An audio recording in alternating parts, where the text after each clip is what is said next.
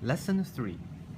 In this lesson, I will give you a short review of the properties of parallelogram, and then we will use them to solve some harder problems. So let's go back to page number 8. Last lesson, we talked about 3 properties of parallelogram.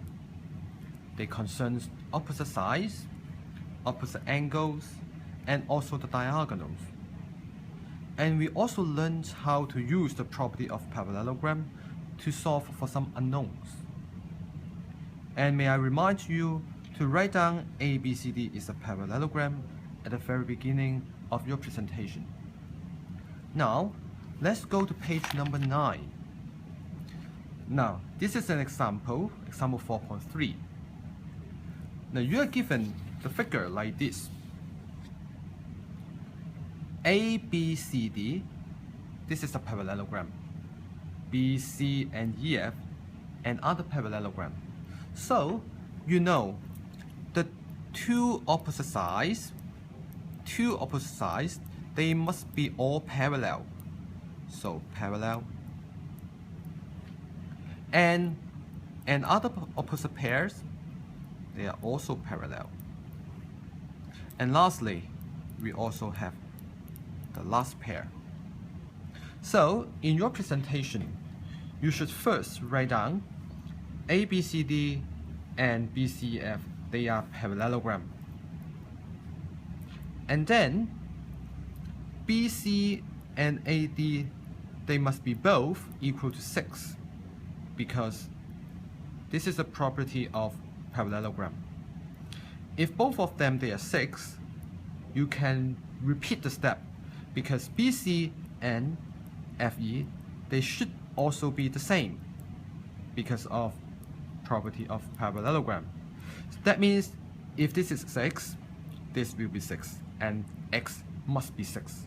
So you can find the unknown x.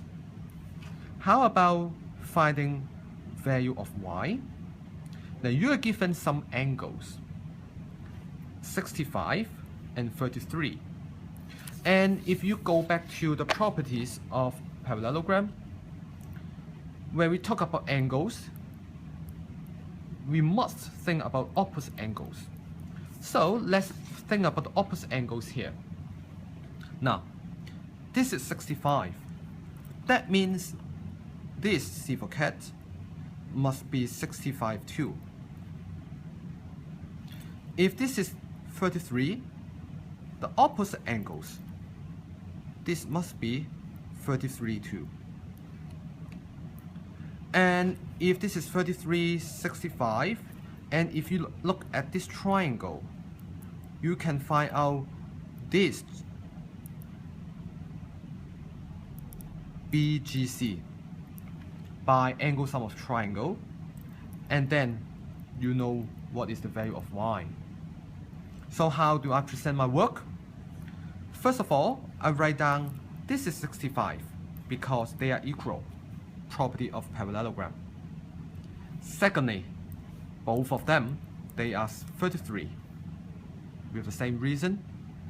And after that, I know this BGC, which is 82 according to angle sum of triangle. So finally, y must be 82 because of vertically opposite angles. This is what about the examples. And now you can turn to page number 10, and you can see quick practice 4.3. So boys and girls, would you now pause the video and spend 2 to 3 minutes to try this quick practice? And now, I suppose you finished your work, and let's check the answer together. Now, you are given, this is the first parallelogram, the second parallelogram. So, if they are parallelogram, you can find out there are some parallel straight line. For example, AB parallel to DC, parallel to EF. So in this case, if this is 8, this will be 8, and y must be 8. Similarly, there should be some other pairs of parallel straight lines. So how to find the value of x? Let's think about the opposite angles again. If this is 112, this is 112. Because opposite angles, they must be the same. If this is x, this is x as well. Because opposite angles must be the same. So in this case, the sum of them must be 360. So how do I present my work? So first of all, I present this way. A, B, C, D, E, F, D, C, they are parallelograms. Do not forget it. And then D, C, A, B, they are 8.